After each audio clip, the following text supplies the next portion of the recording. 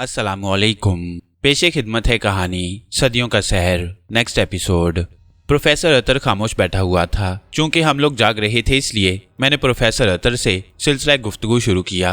Professor, आप भी वो दास्तान सुन चुके हैं जो विलियम पॉल ने मुझे सुनाई है। यकीनन उसने तुम्हें उस साजिश के बारे में बताया होगा जो तुम्हारे आदमी तुम्हारे खिलाफ कर रहे थे। हाँ, वैसे प्रोफेसर अतर, इस दौर में किसी पर भरोसा करना मुश्किल काम है। यकीनन, इसमें कोई शक नहीं। क्या आप मुझे अपने बारे में कुछ बताना पसंद करेंगे प्रोफेसर? बस क्या बताऊं, यूं समझो जड़ी बूटियों का आशिक था। हिंदुस्तान के एक कबीले से ताल्लुक़ रखता हूं। कस्बा मेरी अपनी मलकियत में था, यानी मेरे वालिद वहां के रईस की हैसियत रखते थे और कस्बे के अफराद की तमाम ज़मीनें उनकी थीं। मुझे बचपन ही से एक ऐसे शख्स का साथ हासिल हो गया जो जड़ी बूटियों का माहिर था और जड़ी बूटियों के बारे में ज़्यादा से ज़्यादा मालूमात हासिल करना चाहता था। ये शौक़ इतना बढ़ गया कि मैं अपना वक्त इन्हीं चक्रों में गुजारने लगा। मेरा ये शौक़ मेरे वालिद को पसंद ना आया। उन्होंने मुझे घर से निकाल दिया और मैं उस शख्स के साथ चल पड़ा। मैंने दुनिया के बहुत से हिस्सों में पहुंचकर जड़ी बूटियों के बारे में तहकीकात की और बहुत सी ऐसी चीज़ें दरियाफ्त कर लीं जो इंसानी ज़िंदगी के लिए बड़ी कारआमद होती हैं। लेकिन हमारी तहकीक का ये सिलसिला ख़त्म ना हुआ और मैं अपने उस्ताद मोहतरम के साथ सहराए आज़म में आ गया। यहाँ जड़ी बूटियों की बहुतात थी। मैं उनके बारे में मालूमात हासिल करता रहा और काफ़ी हद तक कामयाब भी हो गया। इसी असना में मेरे उस्ताद मोहतरम का इंतकाल हो गया। उनकी मौत ने मुझे परेशान कर दिया। मैं सोच रहा था कि अब मुझे क्या करना चाहिए। अपनी दुनिया में वापस लौट जाने का ख्वाहिशमंद था, लेकिन कुछ ऐसे हालात का शिकार हो गया जिसके बाद मेरा यहाँ से निकलना मुमकिन न हो सका। मैं एक ऐसे कबीले के हाथ लग गया जो गैर मुहज़्ज़ब था, लेकिन सहराए आज़म के दूसरे गैर मुहज़्ज़ब कबीलों से बहुत बेहतर। वहाँ मेरी दोस्ती उस कबीले के चंद ऐसे अफराद से हो गई जो मेरे मोतकद भी थे और मुझसे मोहब्बत भी करते थे। उन्होंने मुझे इस कदर मजबूर कर दिया कि मैं अपनी दुनिया से राब्ता ही ख़त्म कर बैठा। उन्हीं दिनों एक शख्स मिस्टर जेमसन मुझसे मिला। एक 6 साल बच्ची उसके साथ थी। बड़ा दुखी इंसान था। सहराए आज़म में सोने की तलाश में आया था अपनी बीवी और बेटी के साथ, लेकिन हादसात का शिकार हो गया। उसकी बीवी मर गई और बीवी के बाद 6 साल बच्ची उसकी जिम्मेदारी बन गई। मैं उसका इलाज करने लगा क्योंकि उसकी पिंडली में एक बड़ा जख्म बन गया था और जिसकी वजह से वो वापसी की शक्कत नहीं रखता था। लेकिन जख्म इस कदर खराब हो गया था कि अब उसमें कीड़े पड़ने लगे। मेरी हर मुमकिन कोशिश के बावजूद वो जानबर ना हो सका और मर गया। उसके बाद उसकी 6 साल बच्ची मेरी जिम्मेदारी बन गई। उसकी परवरिश का कोई जरिया नहीं था। कबीले में जैसा कि मैंने कहा कि मेरी बड़ी इज्जत थी और मैं बड़े सुकून के साथ जिंदगी बसर कर रहा था। विलियम की परवरिश में मुझे कोई परेशानी नहीं हो रही थी क्योंकि कबीले के लोग उसे मुझसे मुंसलिक समझकर उसकी देखभाल कर रहे थे। हम इसी तरह जिंदगी बसर करते रहे और यूं मैंने जिंदगी के 16 साल गुजार दिए। विलियम पॉल अब जवान हो गई थी और उसे इस तरह बढ़ते देखकर बाज़ औक़ात मुझे खौफ सा महसूस होता। विलियम पॉल, मैंने दरमियान में बूढ़े प्रोफेसर अतर को टोका। मेरी आंखें हैरत से फैल गईं। हाँ, क्यों, तुम्हें ताज्जुब क्यों हुआ? मेरा मतलब है वो नौजवान, मेरा मतलब है वो लड़की है। ओह, बूढ़े को अब जैसे अपनी गलती का एहसास हुआ।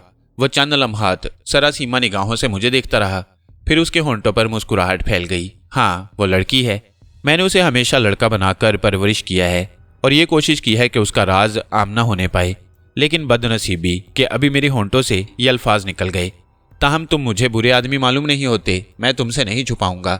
ये लड़की जेमसन लॉर्ड की बेटी और मेरी जिम्मेदारी है। मैंने पॉल को मुहज़्ज़ब दुनिया के रस्म और रिवाज से मुकम्मल तौर पर वाकिफ़ रखा और उसे मुहज़्ज़ब दुनिया की तकरीबन तमाम ज़ुबानें सिखाईं जो मुझे आती थीं। मैंने उसे दुनिया के बारे में भी तफसीलात बताईं और आज भी वो अपनी दुनिया से कतई तौर पर नावाकिफ़ नहीं है। मैं जानता था कि विलियम पॉल जवान हो जाएगी तो उसे अपनी दुनिया की ज़रूरत पेश आएगी। वो इन वैशी कबीलों में ज़िंदगी बसर नहीं कर सकती। चुनाचे खुद मेरे जहन में भी ये बात अरसे से परवरिश पा रही थी कि किसी तरह मुहज़्ज़ब दुनिया में वापस चला जाऊं और विलियम पॉल की जिम्मेदारी को अपने कांधों से उतार दूं। फिर ये लोग कबीले में पहुंचे, गिरफ्तार होकर आए थे, हमारी दुनिया से ताल्लुक़ रखते थे।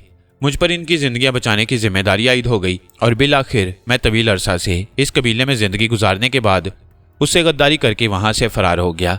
लेकिन ये बदनीयत लोग थे, बदबातिन और शैतान सिफ्त। हमने इनकी जिंदगियां बचाई थी लेकिन वो हम पर हुक्मरान हो गए। उन्होंने हमें अपने ज़ेरे असर कर लिया। मैं चूंकि एक मजहूल सा आदमी हूँ, किसी से लड़ने के काबिल नहीं हूँ, इसलिए उनके आगे कुछ नहीं कर सकता। ताहम मेरी ये ख्वाहिश थी कि किसी तरह भी सही मैं अपनी दुनिया में पहुंच जाऊं। इस ख्याल के तहत मैं सफ़र कर रहा था कि दरमियान में तुम आ टपके। विलियम पॉल ने उन लोगों की गुफ्तगू सुनने के बाद मुझसे कहा कि ये हमारा फ़र्ज़ है कि हम इन 2 शरीफों की ज़िंदगी बचाएं जो बेकसूर हैं। इस जज्बे के तहत हमने तुमसे राब्ता कायम करके सब कुछ किया। मैं हैरत से प्रोफेसर की कहानी सुन रहा था। विलियम पॉल का चेहरा मेरी नजरों में घूम रहा था। वो लड़की है, बड़े ताज्जुब की बात है। फिर मैं गहरी सांस लेकर रह गया। बहुत अनोखी कहानी है आपकी प्रोफेसर। मैं बहुत मुतासिर हुआ हूँ और मुझे अफसोस है कि आपको मेरी वजह से ये बात नहीं दोस्त। उन लोगों की असलियत जानकर भी मैं परेशान था। यकीन करो, दुनिया से जब मेरा राब्ता टूट गया, यहाँ मेरा कोई नहीं था। कबीले में मेरी इज्जत थी, वकार था, जो अब मैं खो चुका हूँ। लेकिन ये सब कुछ मैंने विलियम पॉल की वजह से ही किया। उन लोगों को जानने के बाद मैं खौफजदा था कि अगर पॉल का राज खुल गया तो वो उसके साथ क्या सलूक करेंगे। प्रोफेसर ने कहा और मैं खामोश हो गया। वक्त तेजी से गुजर रहा था और फिर रात गुजर गई, सुबह हो गई। फिजा में परिंदों की आवाजें गूंज रही थीं। मैं अपनी कमीनगाह से निकल आया। इस बात का जायजा लेना चाहता था कि उन लोगों को हमारे फरार का इल्म हुआ या नहीं, लेकिन यहाँ से उन्हें देखा जाना मुमकिन नहीं था। इसलिए मैं जमीन पर रेंगता हुआ आगे बढ़ गया और फिर एक बुलंद जगह पहुंचकर मैंने वहां नजर डाली और ये देखकर शजते रह गया कि अब वहां कोई नहीं था। इससे ये नतीजा अखज़ हो सकता था कि रात ही के किसी हिस्से में उन्हें इसका अंदाजा हो गया था कि हम फरार हो गए हैं और शायद वो उस वक्त हमारी तलाश में निकल गए। शुक्र था वो इस तरफ नहीं आए। ताहम देर तक मैं इधर उधर उनके निशानात तलाश करता रहा, मगर उनका कोई पता न चल सका। थोड़ी देर के बाद प्रोफेसर भी मेरे पास आ गया। क्या सूरत हाल है, उसने पूछा और मैंने उसे सूरत हाल बता दी। इसका मतलब है हमारी चाल कामयाब हुई। वह जरूर हमारी तलाश में निकल खड़े होंगे। लेकिन मैं तुम्हें एक बात और बता दूं, अगर वो आगे चले गए हैं तो उनकी वापसी मुश्किल है। तुम्हारे साथी अगर कोशिश भी करें तो कामयाब नहीं हो सकते। क्यों? मैं उन लोगों की बात कर रहा हूँ जो इस सहरा से इस तरह उकताए हुए हैं कि हर कीमत पर यहाँ से निकल जाना चाहते हैं। वो किसी कीमत पर वापस नहीं आएंगे। तब तो फारान वगैरह बुरी तरह मारे गए। बहरहाल अब हमारा क्या प्रोग्राम होना चाहिए प्रोफेसर? हमारे दरमियान काफ़ी गुफ्तगू हो चुकी है। मैं अपना माजी बता चुका हूँ, लेकिन अब तक मैंने तुमसे तुम्हारे बारे में सवाल नहीं किया। मसलन उस खजाने की क्या हैसियत है, कौन सा नक्शा है, मुझे दिखाओ। और ये कि अगर तुम रास्ता भूल चुके हो तो अब तुम्हारा क्या प्रोग्राम है। आपसे इस सिलसिले में भरपूर मदद मिलेगी प्रोफेसर, लेकिन बराहे करम ज़रा ख्यालात पुरसुकून होने दें। मैं आपको सब कुछ बता दूंगा। वो लोग अभी तक इस तरफ नहीं आए तो यकीन कर लो कि अब वो कभी इस तरफ नहीं आएंगे। फिर भी प्रोफेसर, आइए इन दोनों को भी बेदार कर लें, सुबह हो चुकी है, मैंने कहा और अपनी जगह से वापस पलट पड़ा। सादान के घर के नज़दीक पहुंचा तो वो खुद बाहर आया। उसके पीछे विलियम पॉल भी थी। मैंने अजीब सी निगाहों से उस लड़की को देखा, उसके खदोखाल पर गौर किया।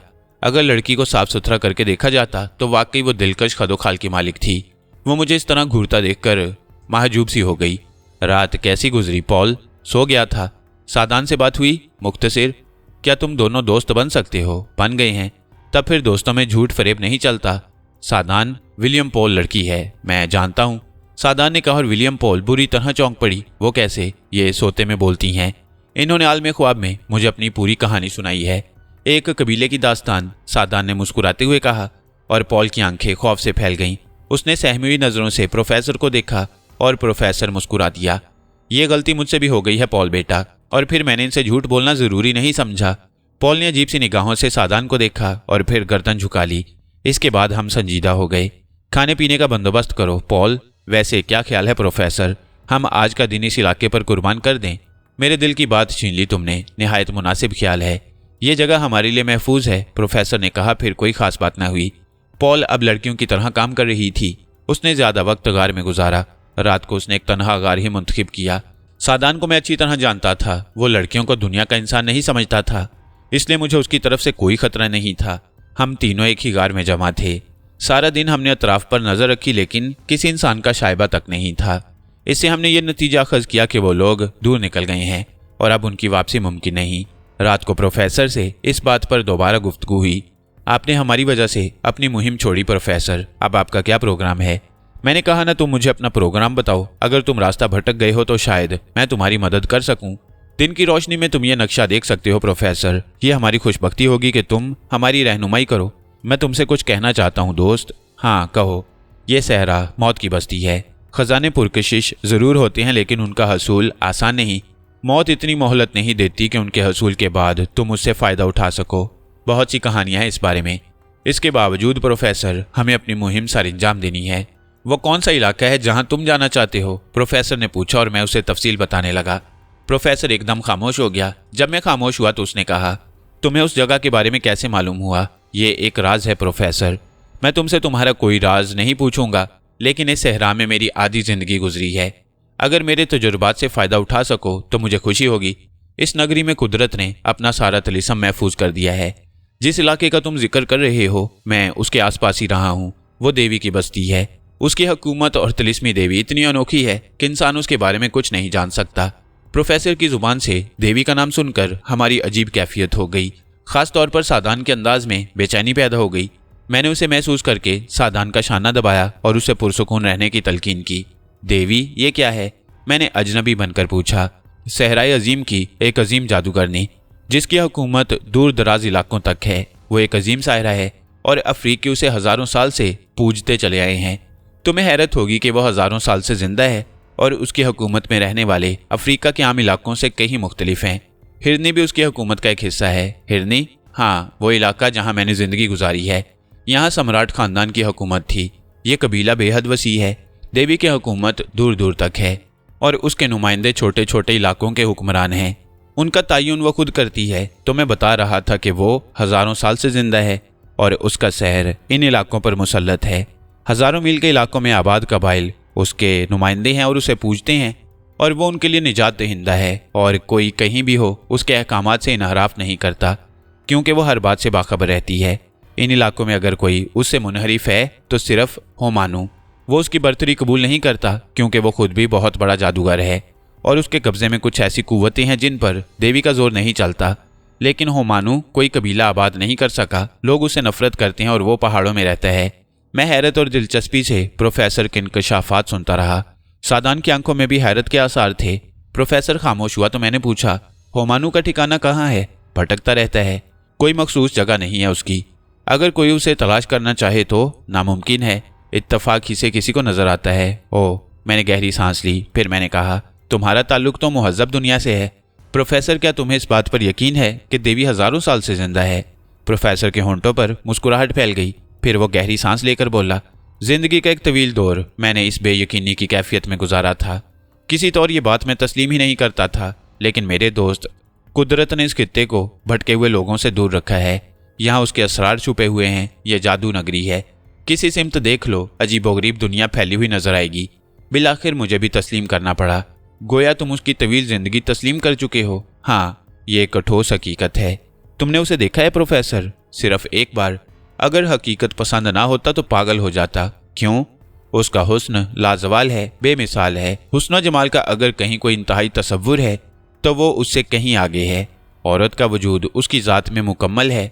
पागल कर देने वाला सहर है उसकी एक एक अदा में। लेकिन मैंने खुद को उसके सहर से महफूज रखा। अब एक और सवाल प्रोफेसर साहब, ये होमानू उससे क्यों नबुर्द आज़मा है? ये भी तारीख है। वो क्या? एक रिवायत, होमानू भी हज़ारों साल से उससे मुनहरिफ है क्योंकि देवी से कबल इन इलाकों पर उसकी हुकूमत थी जो देवी ने छीन ली।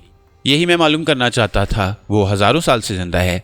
इसके बारे में मुतज़ाद रवायतें हैं। कुछ का कहना है कि उसे भी हदायत हासिल करने के राज मालूम है और कुछ कहते हैं कि होमानू एक नस्ल है और ये दुश्मनी नस्ल दर नस्ल चली आ रही है।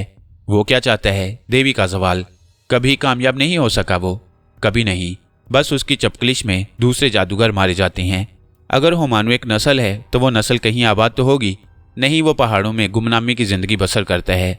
वो देवी से ज्यादा पुरस्कार है। प्रोफेसर ने बताया। फिर चौंक कर बोला, तुम्हें इस दास्तान से बहुत दिलचस्पी महसूस हो रही है? हाँ प्रोफेसर, ये दास्तान हम दोनों के लिए दिलकश है। वैसे तुमने कभी होमानू को देखा है? कभी नहीं, बस कहानियां सुनी हैं।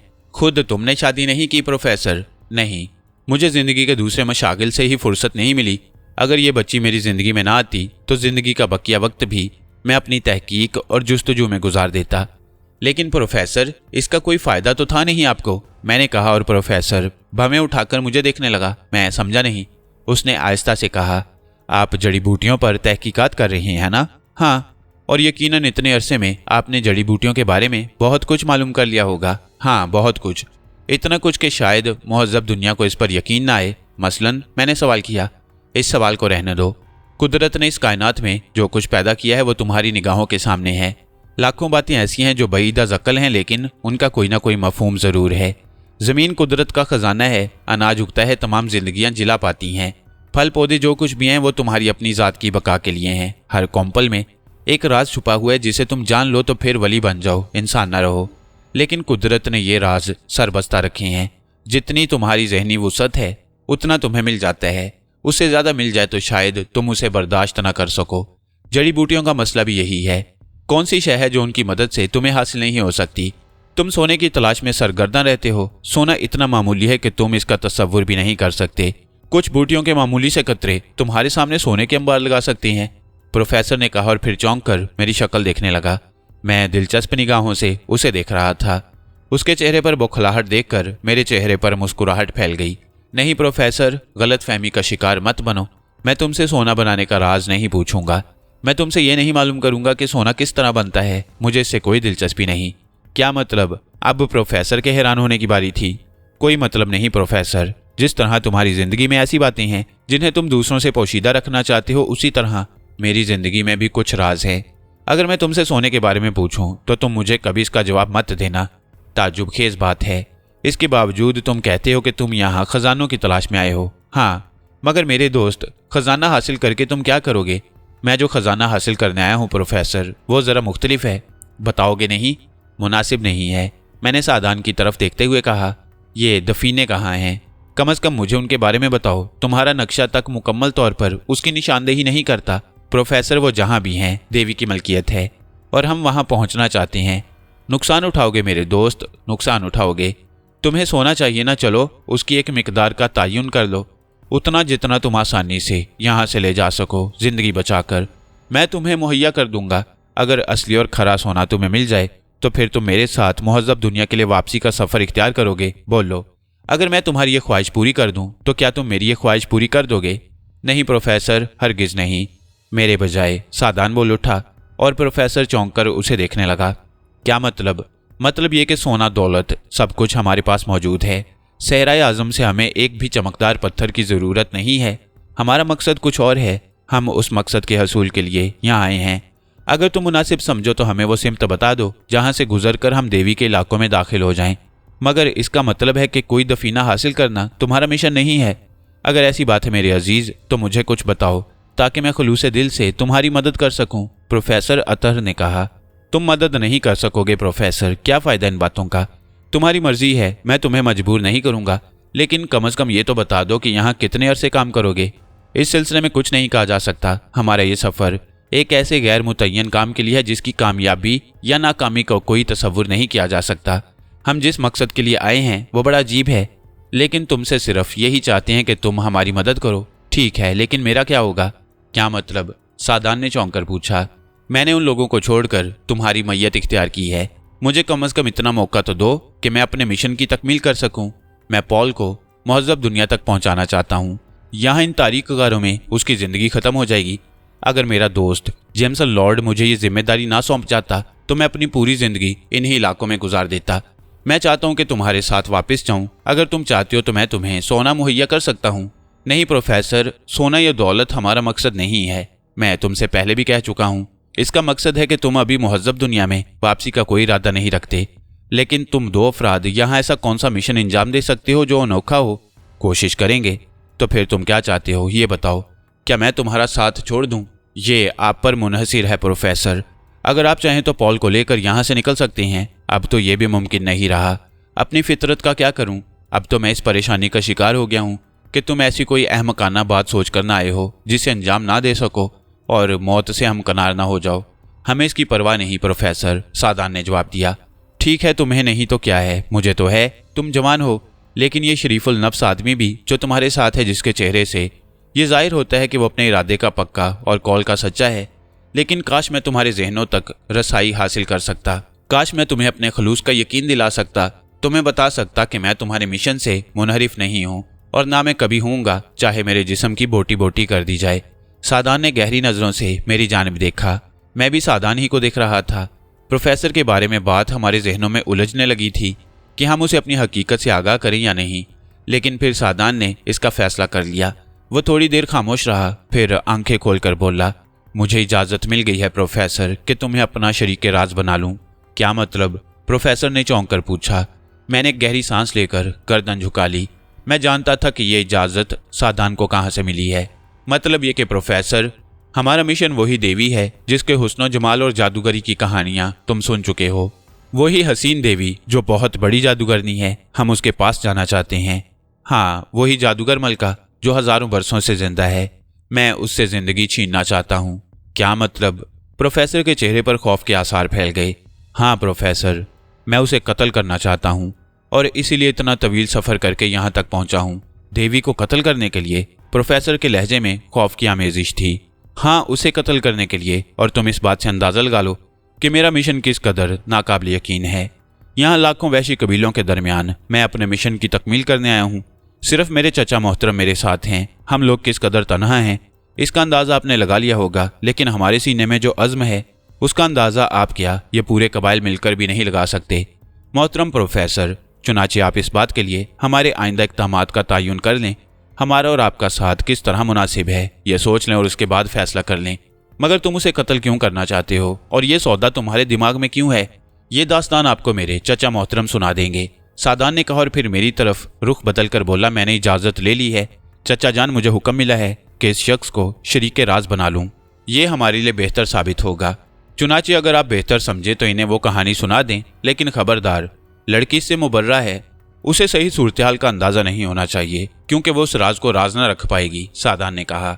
मैं गहरी निगाहों से सादान को देख रहा था। फिर मैंने थके थके अंदाज में प्रोफेसर को देखा और गर्दन हिलाते हुए कहा, ठीक है, मैं प्रोफेसर को तमाम सूरत हाल से आगाह कर दूंगा। जाओ तुम पॉल को देखो। सादान ने गर्दन हिलाई और हमारे पास से चला गया। प्रोफेसर तस्वीर हैरत बना मेरे पास बैठा हुआ था। फिर उसने कहा, बड़ी अनोखी बात सुनाई है तुमने मुझे, और तुम्हारे ये साथी नौजवान दर हकीकत सूरत से ही पुरस्कार नजर आता है। इतना हुस्न और जमाल जिसकी मिसाल नौजवानों में कम ही मिलती है।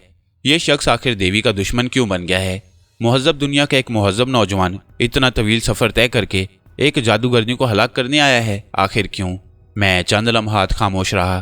फिर मैंने गहरी सांस लेकर कहा, ये इत्तफाक है प्रोफेसर कि आपका ताल्लुक भी वहीं से है जहाँ का मैं बाशिंदा हूँ।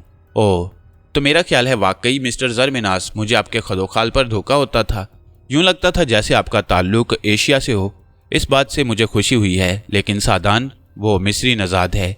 हाँ, उसके खदोखाल मिस्री हैं। उसका ताल्लुक फ़राइना की नस्ल से है और सदियों पहले उसके ख़ानदान की उस जादूगर मलका से दुश्मनी चल गई थी। ये दुश्मनी पुश्त दर पुश्त मुंतकिल होती गई और अब देवी को कत्ल करना सादान की जिम्मेदारी है। खुदा की पनाह, तो वाकई वो जज्बा इंतकाम के तहत यहाँ तक आया है। प्रोफेसर आंखें फाड़ कर बोला, हाँ प्रोफेसर, बईदा ज़क़ल है। इस दौर में ऐसी दास्तानें नाकाबिल यकीन है। उसके पास ऐसी कौन सी कुव्वत है? आखिर वो कैसे कामयाब हो सकता है? मेरी समझ में नहीं आता। और तुम ज़रमिनास, तुम खुद भी उसके साथ चले आए। क्या ये होश की बात है? जो कुछ समझ लो प्रोफेसर, मेरी कहानी अलग है जो इस दास्तान से मुंसलिक हो गई है, लेकिन अब मैं भी इससे इनहराफ नहीं कर सकता। ये मुमकिन नहीं है। उसे समझाओ और वापस लौट जाओ। इंसान से दुश्मनी की जा सकती है, किसी गैर इंसानी कुव्वत से नहीं। वो समझाने की मंजिल से निकल चुका है और वो खजाना सिर्फ एक मफरूज़ा था, मैंने जवाब दिया। प्रोफेसर सोच में गुम हो गया। फिर वो गहरी सांस लेकर बोला, मैं अजीब मखमसे में फंस गया हूँ। क्या करूँ क्या ना करूँ? मैं पॉल की वजह से मुहज़्ज़ब आबादियों में जाना चाहता था ताकि उसको एक बेहतर मुस्तकबिल दे सकूँ, लेकिन मौजूदा हालात में मेरी दिलचस्पियाँ जाग उठी हैं। अब तुम्हें भी नहीं छोड़ सकता। मेरा मुखलिसाना मशवरा है प्रोफेसर, इन फिक्रों में ना पड़ो। तुम अपने मिशन की तकमील करो। हमारे सामने कोई रास्ता नहीं है। तकदीर पर इन्हसार करके यहाँ तक आ गए हैं और आइंदा के लिए कोई लाहे अमल नहीं है। गोया सिर्फ जिंदगी खोने आए हो। मुमकिन है ऐसा ही हो, मैंने कहा। क्या ये अकल की बात है? बाज़ औक़ात अकल का साथ छोड़ना पड़ता है। प्रोफेसर सर झुकाकर कुछ सोचने लगा, फिर बोला, पता नहीं तकदीर क्या है। बहरहाल खुद में इतनी शक्कत नहीं पाता कि तन्हा वीरानों को अबूर कर सकूं। मुझे किसी का सहारा चाहिए। मैं तुम्हारा साथ देना चाहता हूँ। ज़रमिनास, अलबत्ता एक वादा करो मुझसे, अगर मैं जिंदा ना रहूं तो तुम पॉल को अपने साथ ले जाना। उसके बेहतर मुस्तकबिल के लिए जो कुछ कर सको करना। बोलो, इतना कर सकते हो मेरे लिए? मैं क्या कहूँ प्रोफेसर, मेरी राय है कि तुम अपना सफ़र जारी रखो। मुमकिन है कि आपको कोई और पार्टी मिल जाए और आप मुहज़्ज़ब दुनिया में पहुँच जाएं। आप ऐसे लोगों का सहारा ले रहे हैं प्रोफेसर जिनकी कोई मंजिल नहीं। मैं पॉल से मशवरा कर लूँ, उसके बाद तुम्हें जवाब दूंगा, जैसा आप मुनासिब समझें। मैं गहरी सांस लेकर बोला और इसके बाद हम खामोश हो गए। काफ़ी वक्त इसी तरह गुजर गया। ये रात भी गुजर गई। सुबह को मैंने प्रोफेसर अतर से इस सिलसिले में सवाल किया तो वो गर्दन हिलाकर बोला, हमारा साथ मुकद्दर बन गया है। पॉल तुम्हारा साथ छोड़ने पर आमादा नहीं। ठीक है प्रोफेसर, लेकिन हमें अपने सफ़र का आगाज़ करना है। तुम्हारा मकसद सिर्फ देवी की वादी में दाखिल होना है? हाँ, तो इसके लिए हम हिरनी नहीं जाएंगे। फिर पहाड़ों के उस तरफ एक दूसरा कबीला आबाद है। यह कबीला भी देवी के नुमाइंदों में है, लेकिन हिरनी से उसकी अजली दुश्मनी है। दोनों कबीले एक दूसरे के खून के प्यासे हैं। अगर देवी उनके दरमियान ना होती तो शायद अब तक दोनों तबाह हो चुके होते। लेकिन हिरनी तुम्हारा जाना पहचाना इलाका है। तुम शायद मेरी कहानी भूल गए हो। मैं हिरनी से गद्दारी करके भागा हूँ। हाँ, मैं भूल गया था। बहरहाल तुम फिक्र न करो, मैं तुम्हें देवी की वादी ले चलूंगा। देखो मौत क्या खेल दिखाती है। वो जादूगरनी अगर अपने दुश्मनों से वाकिफ ना हुई तो मुझे हैरत होगी। इसके बाद हमने अतौला की जानिब सफ़र शुरू कर दिया। अतर इन इलाकों के चप्पे चप्पे से वाकिफ था। उसे एक राइफ़ल दे दी गई थी। एक राइफ़ल पॉल ने भी संभाल ली। इसके अलावा कुछ सामान था जो मैंने बार कर लिया। पहाड़ों का तकलीफदेह सफ़र जारी रहा, लेकिन ऐसी कोई मुश्किल पेश नहीं आई जो परेशान कुन होती। सफ़र की तीसरी रात सादान ने किसी कदर बेचैनी से कहा, चचा जान, ये लड़कियां क्या हर जगह अहमक होती हैं? क्या मतलब? ये लड़की पॉल मेरे लिए तकलीफदेह होती जा रही है। क्या बात है? बस आप खुद समझ सकती हैं, मैं क्या बताऊं आपको। तुमने उसे समझाया नहीं? फजूल बातें करने में सारी लड़कियां यकसां होती हैं। वो भी मुझसे सिर्फ इश्क करने लगी है, मेरे हसूल की ख्वाहिशमंद नहीं है। तब तुम खामोशी इख्तियार कर लो और उसे टालते रहो। लेकिन इन लोगों को साथ रखना क्या ज़रूरी है? मजबूरी है सादान। ये हमारे रास्ते मुख्तसर कर देंगे। अलबत्ता मैं तुमसे एक सवाल करना चाहता हूँ। जी चचा जान। ये पुरस्कार कुव्वतें जो तुम्हारी रहनुमा हैं अब क्या कहती हैं? मेरे इस सवाल पर सादान के चेहरे पर अजीब से तासुरात फैल गए। फिर वो भारी आवाज़ में बोला, आपको अफसोस होगा चाचा जान। क्यों, ऐसी क्या बात है? हम देवी की सहर अंगेज ज़मीन में दाखिल हो चुके हैं। ये उसके जादू की ज़मीन है। यहाँ से वो कुव्वतें हमारा साथ छोड़ने पर मजबूर हैं। क्या मतलब? उन्होंने माजरत की है मुझसे और कहा है कि अब मेरे अमल की सरजमीन शुरू होती है। आगे वो मेरा साथ नहीं दे सकेंगी। कोई हदायत मिली है तुम्हें? नहीं चाचा जान, लेकिन मैं एक दरख्वास्त करना चाहता हूँ। कैसी दरख्वास्त? अगर आप बुरा महसूस ना करें, अगर आप मेरी इस बात को संजीदगी से सोचें तो मैं इस दरख्वास्त में हक बजानिब हूँ। ये दोनों अपनी दुनिया में जा रहे थे, आप इनके साथ वापस चले जाएं। मेरा मिशन इल्हामी है। मैं नहीं जानता कि मेरी तकदीर मेरे लिए कौन से रास्ते मुंतखिब करती है। यहाँ तक आपने मेरा साथ दिया और अब मैं अपनी मंजिल के करीब तर हो गया हूँ। अब आप आराम करें और मुझे मेरे हाल पर छोड़ दें। एक बात तुम भी कान खोल कर सुन लो सादान, जब तक जिंदगी बाकी है मैं तुम्हें छोड़ने के मुतल्लिक सोच नहीं सकता। ये मेरे लिए नामुमकिन है। इसके अलावा कोई बात करो। ये आपका आखिरी फैसला है? हाँ, मैंने ठोस लहजे में जवाब दिया और सादान सर झुकाकर कुछ सोचने लगा। फिर बोला, जैसा आप मुनासिब समझें, लेकिन इस तरह मुझे अपने काम में मुश्किलात पेश आएंगी। मैं दिल जमई से काम ना कर सकूंगा। ठीक है, इससे ज़्यादा मैं आपको मजबूर नहीं कर सकता। हमारा मार्का शुरू होने में ज़्यादा वक्त नहीं है और अब मैं खाली हाथ हूँ। सादान खामोश हो गया। वो उलझा हुआ था और मैं उसकी जहनी कैफियत बखूबी समझता था। मैं खुद भी अचानक उलझन का शिकार हो गया। हम एक ऐसी माफूकुल फितरत शख्सियत से इंतकाम लेने चल पड़े हैं जिसकी कुव्वत लामहदूद थी। सहराए आज़म के लाखों बाशिंदे जिसके बाज गुजार थे और उस कुव्वत के मुकाबले में हम सिर्फ बेयारो मददगार अफराद थे। ये लड़ाई अनोखी थी। इसके बारे में तो हमने सोचा भी नहीं था। बस जोश जज्बात में चल पड़े।